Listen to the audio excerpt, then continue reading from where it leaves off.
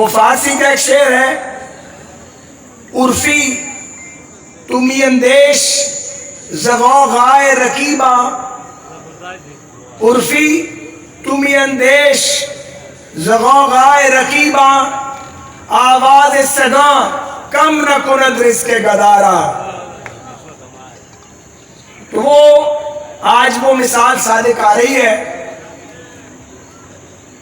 میں نے پہلے بھی کہا ہے اور آج بھی میں اپنے بڑے بھائی جناب شیخ آفتاب صاحب، جن سے میرا 85 سے نیاز مندی کا تعلق ہے، ان کی شیخ آفتاب صاحب کی قیادت میں سیسا پلائی چٹان کی طرح مسلم لیگ نون اور میاں نواز شریف صاحب کے ساتھ کھڑے رہے۔ ملک مصدق صاحب نے درست فرمایا، میرے لیے بھی یہ اعزاز کی بات ہے کہ میں اتنے باشعور، اتنے ذی شعور جمہوریت پسندوں کے اس اجتماع میں آپ سے بات کر رہا ہوں۔ آپ سب جانتے ہیں کہ 21 اکتوبر کو ببر شیر واپس آ رہے ہیں۔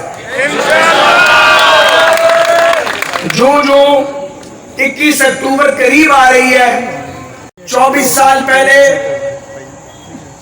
جنرل پرویز مشرف اور اس کے ساتھیوں نے قوم کے مینڈیٹ پر ڈاکہ ڈالا، ایک منتخب حکومت کو چلتا کیا، وزیر اعظم ہاؤس کو گھیر لیا، پی ٹی پی پر چڑھائی کی، اور اس کے بعد ہماری بدقسمتی کا آغاز ہوا۔ قوم کے بیٹوں اور بیٹیوں کو ڈالروں کے عوض امریکیوں کو بیچا گیا، مختلف صوبوں میں علیحدگی کے بیج بوئے گئے، اکبر بھگتی کا قتل کیا گیا جنہوں نے آئین پاکستان پہ دستخط کیے تھے، لال مسجد کی شہادت ہوئی، لال مسجد پر حملہ کیا جنرل مشرف کی کے احکامات کے تابع، اور پھر اس کے بعد ملک میں خودکش حملے شروع ہوئے۔ ان خودکش حملوں کی بنیاد مشرف کے ماشاء اللہ نے اور امریکیوں کے سامنے لیٹ جانے میں رکھی تھی۔ خود چلا گیا اور یہ ملک آج تک اس کا کیا بھگت رہا ہے۔ آج تک یہ کہنے لگے جی کل فیصلہ آ گیا، میں قانون دان نہیں ہوں، مجھے بھی پتا اس فیصلے کا نتیجہ کیا نکلے گا۔ وہ جو 8-9 کا فیصلہ آیا کہ جی یہ اس کا اطلاق ماضی پہ نہیں ہوگا تو نہیں ہوگا، تو نہ صحیح ہوگا تب بھی ٹھیک ہے، نہیں ہوگا تب بھی ٹھیک ہے، چلے گا، اس لیے کہ نواز شریف وزارت عظمیٰ سے بہت بڑا ہو چکا ہے۔ نواز شریف الحمدللہ اللہ کے فضل سے وہ وزارت عظمیٰ سے بہت بڑا ہو چکا ہے۔ بن جائیں گے پھر بھی ٹھیک ہے، نہیں بنے گے تو جس کے کندھے پہ ہاتھ رکھے گا انشاءاللہ وہی پاکستان کا وزیر اعظم ہے۔